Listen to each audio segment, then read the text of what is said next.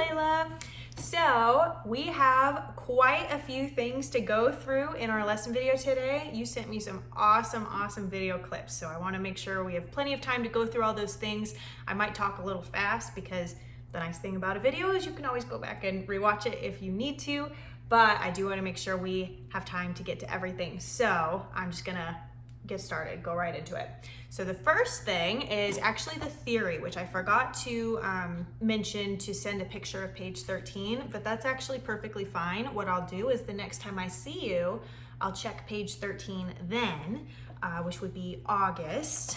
And then I was thinking if you want, we could just go over page 14. If you'd like to do it sometime during the month of July, you absolutely can. If you'd rather just take a theory break, that's totally fine too, and we'll just review it when we come back in August.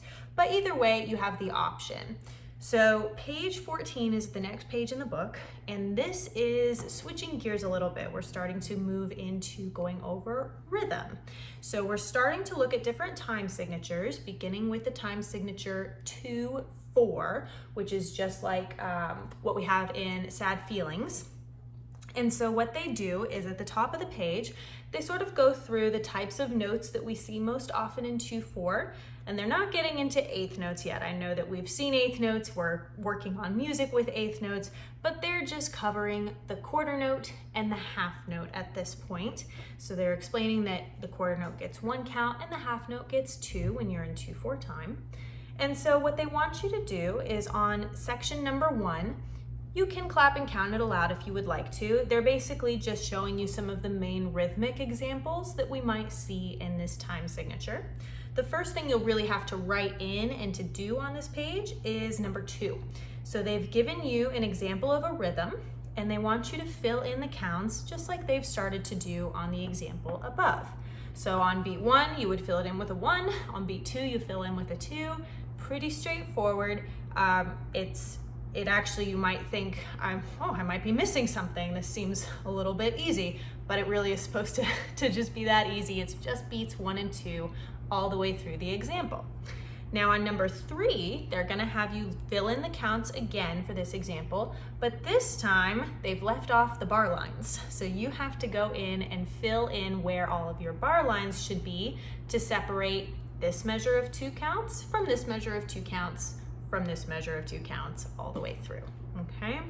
And then example number 4, they've given you an example this time with notes on the staff. So they want you to, again, just fill in the counts, and then you're going to actually play through the example at home and see if you can keep a steady beat with the rhythm that you just filled in. Okay, so that's page 14. You may do it if you would like to. If you would rather just save it and we can review it again in August, that is fine as well. All right, so let's get into these awesome recordings that you sent. So let's talk about melody first, which is, did I pass it? Nope, it didn't go far enough. Here we go. Okay, so melody is sounding really good. And I tell you what, I gave you a hard challenge with only playing the right hand and tapping the notes. Oh, my page is gonna fly away, sorry about that. And tapping the notes for the left hand. That is really tough to do. And from what I saw of how you were working on that, you did an outstanding job. It is not an easy thing. That's a really big challenge. And then when you went back and played it again with both hands, but tried to keep that left hand soft, it was so much better. You did such a wonderful job putting that back hands together and trying to apply that difference in volume. Again, that's a skill that's pretty advanced. It is not an easy thing to do. So the fact that you can even do it at all, let alone do it pretty well after not working on it for very long, is really a cool thing. So what I'd like to do for the month of July is to see if we can apply that now to the whole piece, which you may want to practice just a little bit at a time. That's totally okay. Again, until you get more comfortable with playing that way, it's gonna feel like you're having to concentrate quite a bit probably, and that's okay. So if that's the case, then you just kind of want to do it a little section at a time. but it will start to get easier and easier the more you do it. So that's kind of our next step, applying that to the entire piece. Now the ending is looking really good too. I think we can probably still be trying to get that a little bit smoother as we get more used to those finger changes in the last couple of measures. What you may want to try is actually slowing down the entire speed of the song. So when you wouldn't have to do this for the entire song, but going into that section, let's see, if you were to play the last 4 measures. Okay, let me actually show you my hands. Might be more helpful. So if we do, let's say you can play it, because you can play this at a pretty good speed. So I'm just gonna estimate here. If you were to play at the speed of about that fast for most of it, well then I would actually want to slow it down for these last 4 measures. So if I jump to the last 4 measures now, maybe I try it at this speed.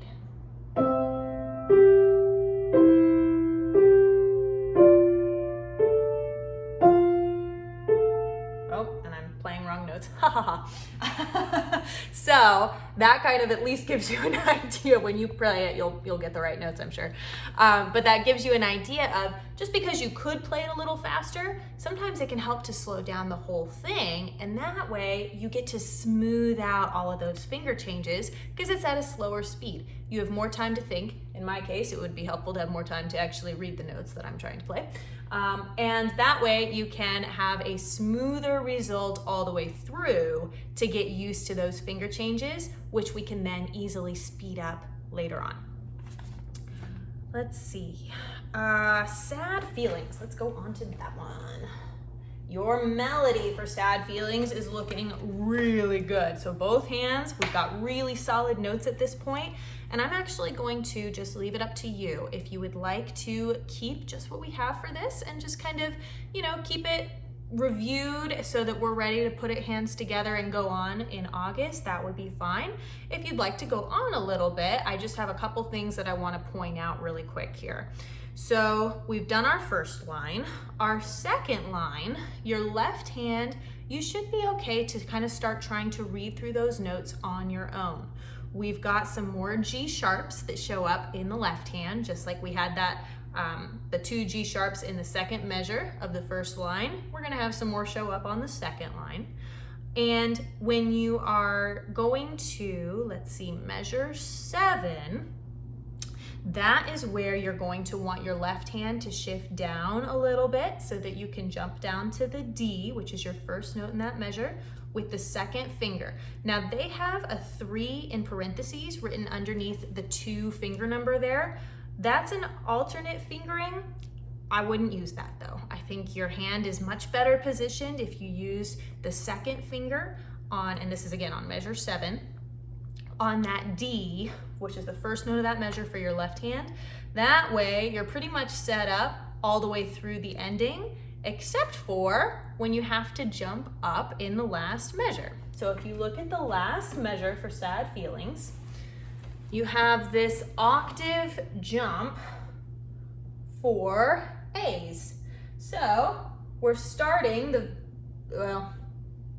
it's the last one. You probably can't see that very clearly, but we're starting the last measure, and you start on an A with your pinky, which your hand will already be perfectly positioned for if you use the second finger in the measure before. And then we're gonna jump all the way up to A here and jump back down. So just like when we ended the first line, we had that octave jump for the E's, right? Which is looking really good now, by the way. We're gonna end the last measure with another octave jump, but this time it's across A's, and we're jumping up the octave and back down, okay? So that's the only other place your left hand has to move. Now your right hand is a little bit more complicated.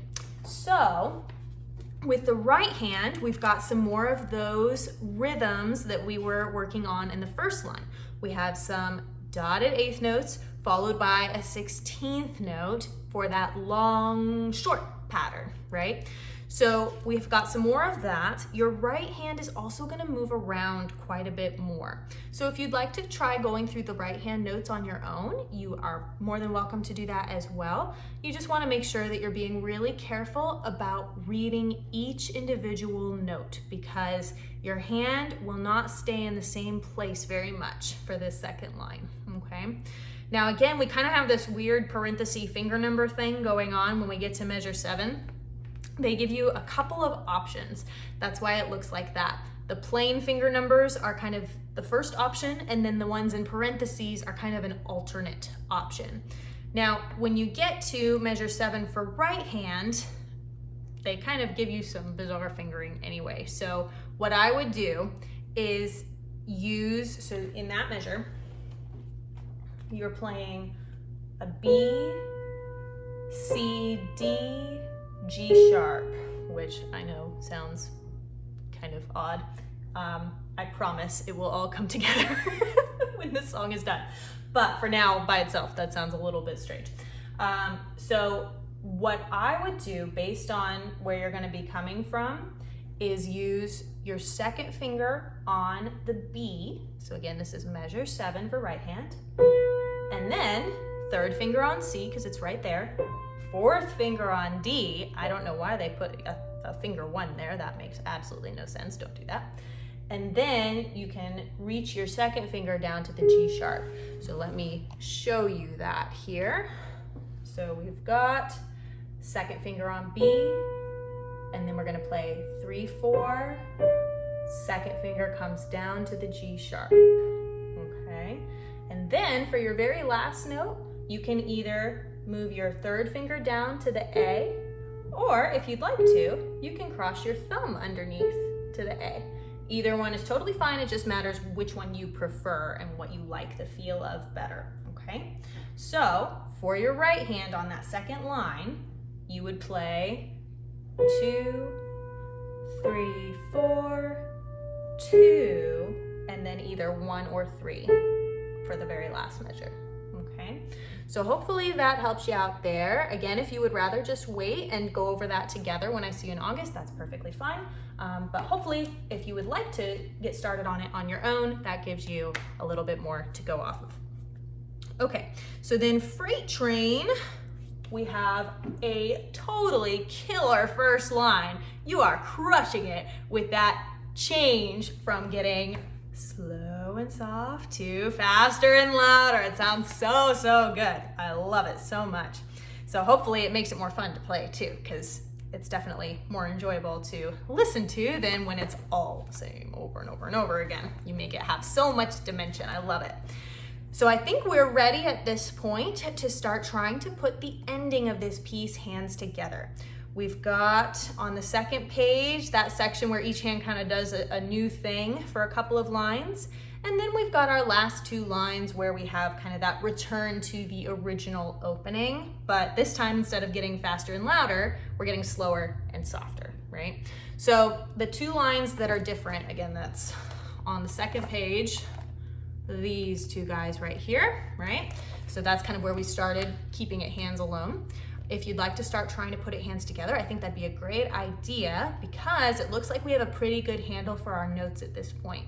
What you'd want to do is just try and work on that 1 line at a time. Or if it's feeling like it's kind of a challenge to do an entire line at once, you could also just do 1 measure at a time until that measure feels comfortable, and then go on to the next one until that one feels comfortable, and then keep going until you have the whole song. But we're doing a great job of keeping track of the octaves, of the hands shifting back and forth, and I think you should be in pretty good shape to kind of try that out on your own over the next couple of weeks. Nice work on that. So then we won't have a new Hanon. We are going to start a new exercise in August, but we're not gonna go completely in order. We're gonna kind of skip around a little bit. So we'll take a clean break from that for July. And then for technique, if you would like, you can start looking at the G arpeggios. That's our next technique thing that we're going to do. So you already have the page for it in your binder. That would be the CGF arpeggios page. And the nice thing is, it's all the same fingering as the C arpeggios. The only difference is We use the notes for a G chord instead of the notes for a C chord. So for example, your right hand would start, can you still see my hand? Yes. Would start, instead of with your thumb on C down here, we would start on G. And you can either start on the G down here or by middle C. I'm gonna start a little bit lower. And we would play 1 on G, 2 on B, 3 on D, and then cross under to play all the way up. Remember, we're doing 4 octaves. Oh, it's gonna cut off my hand. Oh, you can see the reflection. That's kind of cool. And then we would come back down, crossing the 3rd finger over to D, all the way down, back to where we started, okay? So it's all the same fingering as what we did for the C arpeggios, just changing to the notes for a G chord. Same thing for your left hand. You would start with your pinky down on G. I'm starting on the lowest G on the piano here. And then we're gonna play 3 on B, 2 on D, thumb on G, and cross the 3rd finger over to B for the rest of the way up. 2, 1, 3, 2, 1, one more. Up to here, and then we're just gonna come right back down, cross the thumb underneath to G on the way down, until we get to the last G, and then we use the pinky again, just like how we started, okay? So that's the G arpeggios. Again, you have the paper if it helps you to see either the notes or the finger numbers written out there, but we'll kind of start working on that. Again, you'll just start at hands alone, and then once you get more comfortable, put it hands together, just like we had the C arpeggios. Okay, whew, I think that's everything. So I'm gonna get this video sent off to you. Have a wonderful trip and a great July, and then I will see you back in August.